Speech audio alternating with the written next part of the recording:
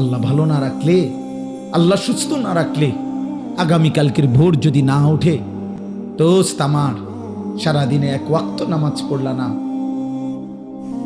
দিন রাত মোবাইলে নারী ছবি অস্থির দৃশ্য দেখে রাতের 3টা পর্যন্ত ঘুমাইলা, এই ঘুম যদি না ভাঙে,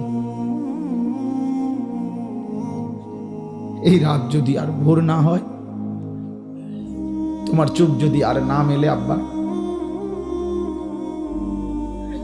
তাহলে একটা ওয়াক্ত সেজদাও দিলা না, শরীরটাও নাপাক ছবি, নাপাক দৃশ্য, হারাম নারীর ছবি দেখতে দেখতে, হারাম কল্পনা করতে করতে, হয় নিজের হাত নাই তোর বাস্তবতার, শরীর হারাম বীর্যপাত করে নাপাক করে দিলা, নষ্ট করে রাখলা, এইভাবে জন্তু জানোয়ারের মতো ঘুমায় রইলা। এই ঘুম যদি আর না ভাঙ্গে, এই রাত যদি আর ভোর না হয়, এমন কি হইতে পারে না? ফিলিস্তিনের কত বাচ্চা রাত্রে ঘুমাইছে আর জাগে নাই, এমন হয় নাই? গাজার কত সন্তান, মায়ের কোলে এমন সন্তান, বাবার কোলে এমন সন্তান হারিয়ে যায় নাই? মাত্র 2 বৎসরে গাজায় ৭৫,০০০-এর চাইতে বেশি ইমানদার মুসলমান শাহাদাত বরণ করছে। এমন শাহাদাত, এমন মৃত্যু আমাদের কি হইতে পারে না?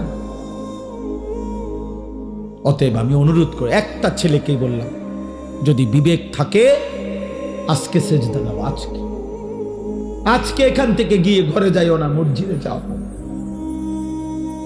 পূর্ব জামানার এক ডাকাত সর্দার ছিলেন সমরকন্দের, আমরা কিতাবে পড়ছি, ফুজাইল ইবনে ইয়াজ। পরবর্তী জামানায় যিনি আল্লাহর শ্রেষ্ঠ আউলিয়া হয়েছিলেন ফুজাইল ইবনে ইয়াজ, উনি প্রথম জীবন ডাকাতের সর্দার ছিলেন।